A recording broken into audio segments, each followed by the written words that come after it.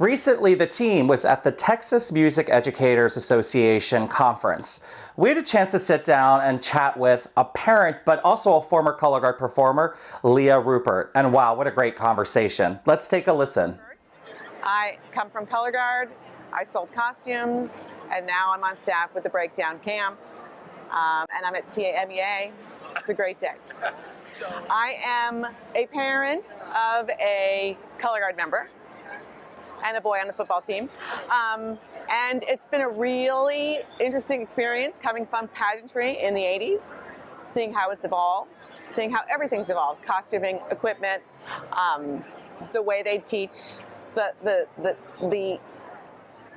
troubles associated with teaching, with gym space, with all the things that I don't feel 30 years. But it has been a real full circle for me. It's been really exciting, and it's been very exciting for me to use Natasha as a catapult into myself getting back into pageantry, selling. I volunteer for the circuit, and it's full circle. I've loved every second of it.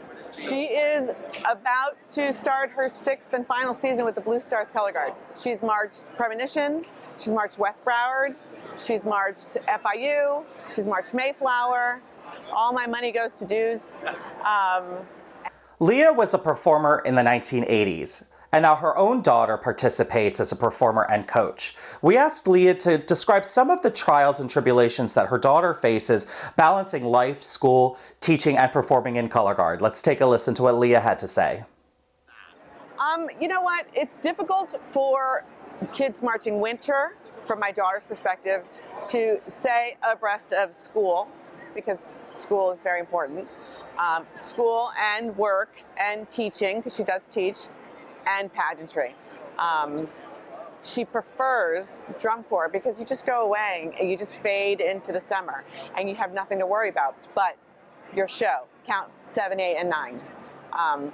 But it's a lot. It's heavy, and the addition of cell phone technology makes it a very high pressure situation, because everybody knows when you're late on count 9, because everybody's taping you with your phones around the court. So it's very personal, and it's a different game than when you and I were young. Yeah. It was really interesting to hear Leah's perspective on how she felt about certain subjects as it related to being a parent, not just a former Colorguard performer and coach, but also a parent. So let's take a listen to some of Leah's feedback. Because I continue to be somewhat relevant in pageantry, I was asked not to participate because she wanted it to be hers, and I totally got that. I mean, I would go to shows, I'd cheer for Natasha, but I don't get involved in the teaching aspect or the parenting aspect. I don't chaperone, I didn't chaperone. She just wanted it to be hers, and I respected that. And it's a difficult thing. It's a difficult thing for people whose children march, because, you know, I can go to practice and I'll be like, don't talk to my daughter that way, no, you know, but there's a line that we can't cross, and it's tough to not cross it if you're going to every rehearsal. It's difficult to put yourself in the position of the director and not the director of the parent. Because, you know, I want to choke somebody, but, you know, you can't. It's just, you know, it's her ride. She has to take it.